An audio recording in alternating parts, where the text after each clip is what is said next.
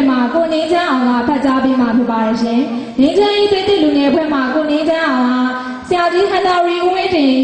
ငင်းချမ်းရေးသွေးလွှာကိုဖတ်ကြားပေးပါရန်ဖိတ်ခေါ်အပ်ပါတယ်ရှင်စာပေကြီးပြိတ္တအောင်လို့မင်္ဂလာပါခင်ဗျာကျောင်းသားလူငယ်တွေအေအားစုစာပေနိုင်ငံရေးလှုပ်ရှားမှုစမ်းချောင်းမြို့နယ်အတွင်းကစာပေမျက်နှာစုလူငယ်များနဲ့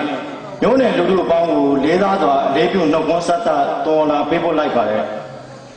66နှစ်မြောက်ပြည်အောင်စုနှင့်အထိမ်းအမှတ်စာပေဟောပြောပွဲကိုဦးစီးကျင်းပကြတဲ့ဗမာနိုင်ငံလုံးဆိုင်ရာကျောင်းသားသမဂ္ဂများအဖွဲ့ချုပ်နဲ့ငြိမ်းချမ်းရေးသွေးသစ်လူငယ်စမ်းချောင်းပွဲတို့ကိုလည်းအထူးလေးစားဂုဏ်ပြုကြောင်းပြောချင်ပါတယ်ဒီနေ့ကျင်းပတဲ့စာပေဟောပြောပွဲဟာထူးခြားတဲ့ဂုဏ်ရည်များနဲ့ပြည့်နှက်နေတဲ့ပွဲတစ်ပွဲဖြစ်တယ်လို့ပြောချင်ပါတယ်။ဘာသာကများပွဲကျုံနဲ့ငြိမ်းချမ်းရေးသွေးသစ်လူငယ်ပွဲတို့လိုလူငယ်များသူများကိုယ်တိုင်ပြည်တော်စုနဲ့ကိုဂုဏ်ပြုလျက်စာပေလုပ်ငန်းများနှိုးကြစွာပါဝင်လှုပ်ရှားလာတာထူးခြားချက်ပဲဖြစ်ပါလေ။လူငယ်များသူများပြည်တော်စုအရေးအရာများမှာအဓိကစွမ်းဆောင်အားဖြစ်ခဲ့ပါတယ်။ဗိုလ်ချုပ်အောင်ဆန်းအဖွဲ့တို့1949ဇန်နဝါရီ2ရက်မှာအင်္ဂလန်နိုင်ငံကိုတွားရောက်ပြီးလွတ်လပ်ရေးအတွက်ဗြိတိရှအစိုးရနဲ့ဆွေးနွေးပါတယ်။အဲ့ဒီအချိန်မှာရှားစော်ဘွားတွေကဗိုလ်ချုပ်အောင်ဆန်းတို့ဟာစော်ဘွားတွေရဲ့ကိုယ်စားလှယ်မဟုတ်ကြောင်းဗြိတိရှအစိုးရထံတန်ကြိုးစာပေးပို့ခဲ့ပါတယ်။မြန်မာလွတ်လပ်ရေးမှာရှမ်းပြည်နယ်မပါနိုင်တော့သလိုဖြစ်မျိုးရောက်သွားခဲ့တယ်။လူလူစည်းဝေးကြီးကျင်းပပါတယ်။လုံးဝလွတ်လပ်ရေးအဆိုတိုင်းရင်းသားညီညွတ်ရေးအဆို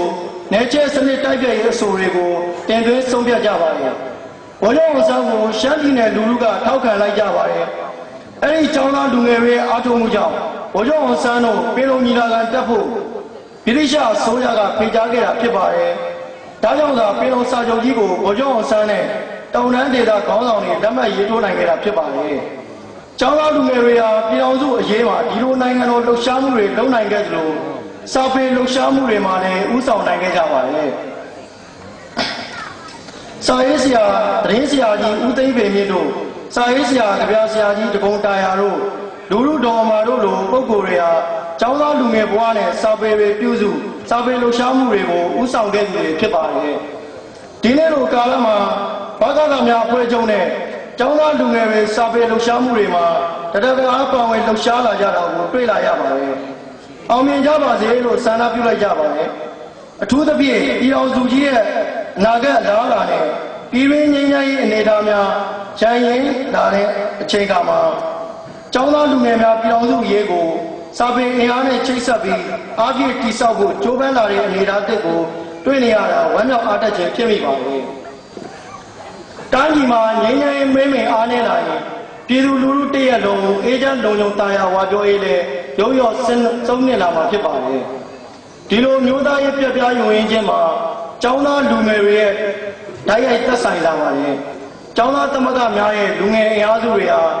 ဒီလိုရစ်ဆိုင်ကြုံတွေ့ရတဲ့နမိတ်ဆိုးတွေကိုမိမိတို့တက်ဆွမ်းတဲ့နည်းနဲ့ဟန်တာကြော်လွှာပယ်ဖြတ်နိုင်ကြဖို့အားထုတ်ကြရပါတော့တယ်။ဒီနေ့စမ်းချောင်းမြို့နယ်ဝေလူဝေကျောင်းလိုက်ရှိမှာကျင်းပတဲ့စာပေဟောပြောပွဲဟာအဲ့ဒီအားထုတ်မှုကြီးရဲ့အစပြိုးခြေလှမ်းတာဖြစ်တယ်လို့မှတ်ယူမိပါတယ်။အောင်မြင်ထားမြောက်ကြပါစေရှေးသက်ခြေလှမ်းတက်လဲနှမ်းနိုင်ကြပါစေလို့ဆန္ဒပြုလိုက်ရင်းနဲ့နေကုန်းကြောက်ပါတယ်ငြိမ်းချမ်းရေးသွေးသစ်လူငယ်ဖွဲ့မှာကိုငြိမ်းချမ်းအောင်ဟာထူးပင်ကျေးဇူးတင်ရှိပါတယ်ရှင်။အခမ်းအနားအစီအစဉ်9ရက်ဆရာမကြီးတော်ခင်ဆွေဦး၏အထုပ်ပတ္တိကိုငြိမ်းချမ်းရေးလူငယ်ဖွဲ့